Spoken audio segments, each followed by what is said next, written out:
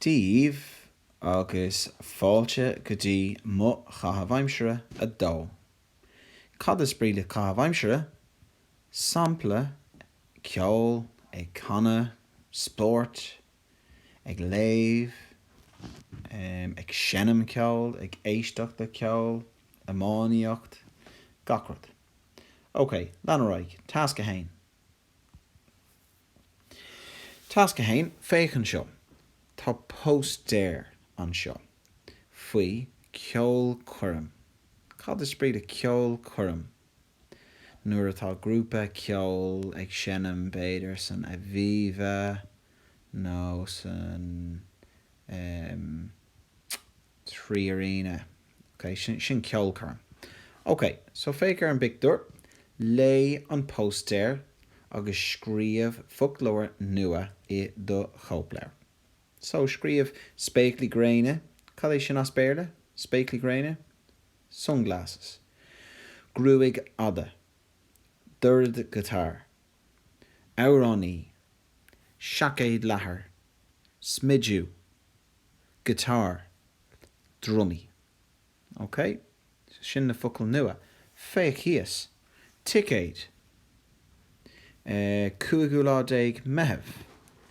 Ceolchoirm mhór na bliana. Cad é sin as béarla?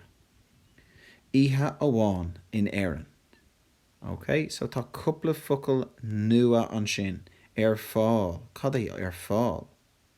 Ok, so féic ar foghlóir.ie nó teanglann agus chuiristeach ar fáil. Ok, an bhá sin tasca hain. An bhá sin go hintach. Leanúraig go dtí tasca dó. Tasca dó. Ceisteanna. Faoin póstaer. Ok, so ceiste hain. Cad is anam don bhanna ceoil? Cad é bhanna ceoil? No grúpa ceoil? Ok, so cad is anam don bhanna ceoil seo? Ifir dó, cén sort ceoil atá á cheanam acu? Cén sort ceoil atá á cheanam? Are they playing? Ok, pop ceoil, ceoil tradiisiúnta, cad é an freagróidh? Ifir trí, caitheann a bhaidh an ceolchoirm ar siúl.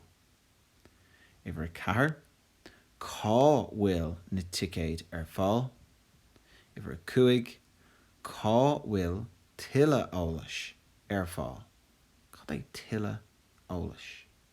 Chuiristeach é sin I folklór nó teanglann. Déan the eagle, do your best. If you only get hain dó trí, sin cearcalór. Ok? Sin tasca dó. An bhá, maithú, sin go hintach. Tasca trí. Ok, so póstaer ar pápéir nó pic collage. So, póstaer by bhanna ceoil cáiliúil ag teacht go héireann le haghaidh ceolchoirm mhór. A famous band, musical band, will be coming to Ireland for a ceolchoirm mhór, a big concert. Dear póstaer den ceolchoirm le cur I do funan. Okay, dear design a poster of the ceolchoirm, the concert, to put in your portfolio. Okay, so all these pieces of work go into your punna. Okay, so what's essential? Picture, dahanna, takes, sunry. Sunry are details. What are those sunry? Look over to the other side there. Bhanna. So cad is anam don bhanna seo? Is it Arctic Monkeys, Codeline? Cad é an bhanna? Dáta. Cén áit? Where? Cén custas ar na ticéad? Cén tanam? Agus tuilleadh eolais. Cad é tuilleadh eolais?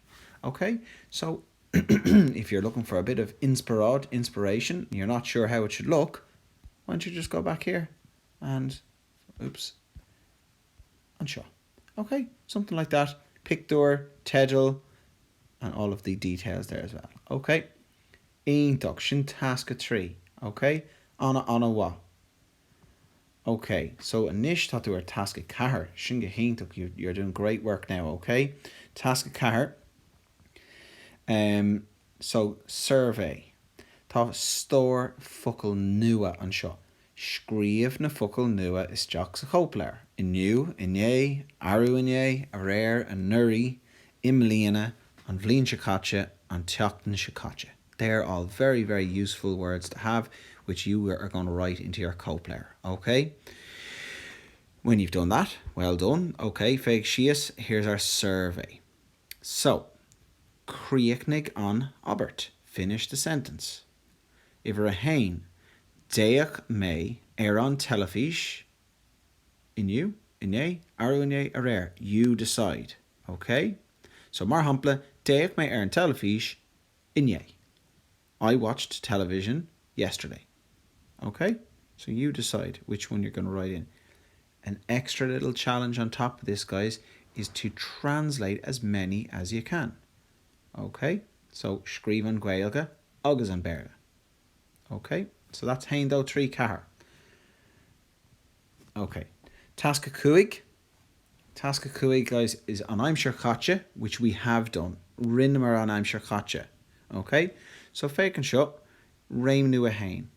Réim nua hain. Siúla amháin. Sin réim nua hain. Okay? So, tá samplaí an seo. Chan. Chan is to sing.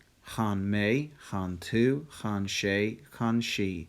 Chan amur, we sang. Chan shiv, you all sang. Chan siad. Okay? Búil, to hit. Bhúil mé, bhúil tú, sé, she, sin, siad. And then you have your jiúltach. Níor chan. Níor chan mé, I did not sing. Níor bhúil she did not sing. Chan tú, did you sing? Bhúil sé, did he hit? And then féach agus éist freisin. Okay? So, what do you need to do here? Féach hain go dtí sé. Aistrig na habartí seo. Chan sé amhrán inné. Okay? So, scríomh an Gaeilge agus scríomh an Béarla. So, cad é an Béarla? Chan sé. He sang. Amhrán, a song. Inné, yesterday. And look at those words, guys. Inné, a rare. Okay, these are coming from the previous page, which you have. Okay, that's réim nua hain.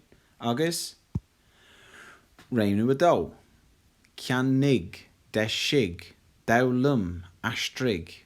Okay, anish, gá, chiúla, 2 syllables. You're just going to do as many as you can here. Okay, aistrig, translate. Ceannig sé a album nua. Ceannig tú na ticéid go fóil. D'astrig mé an Albert seo. Dheisig si dhá rothair inné. Okay? And if that's as much as you can do, brilliant. If you want to go on and challenge yourself, then leanúraig, we have more. So, freagar na ceisteanna seo. Cuir na ceisteanna seo an duine a leacha leat. So, freagar na ceisteanna seo is what you're going to do there. So, cad é an uaidh. What's the last time I ceannig tú album nó amhrán? Okay. Cad é an uaidh a dheisig tú rud éigean? Cad é deisig? Deisig, have we got that above there? Deisig, to fix. Okay. A dheisig tú. Eolum tú an bhriathra riamh. Dheisig tú an cór riamh. Cas. Okay, agus féach síos an sin. Scríomh na habartí seo I the cópléir. Okay, so scríomh san aimsir chaite. Okay, ionach.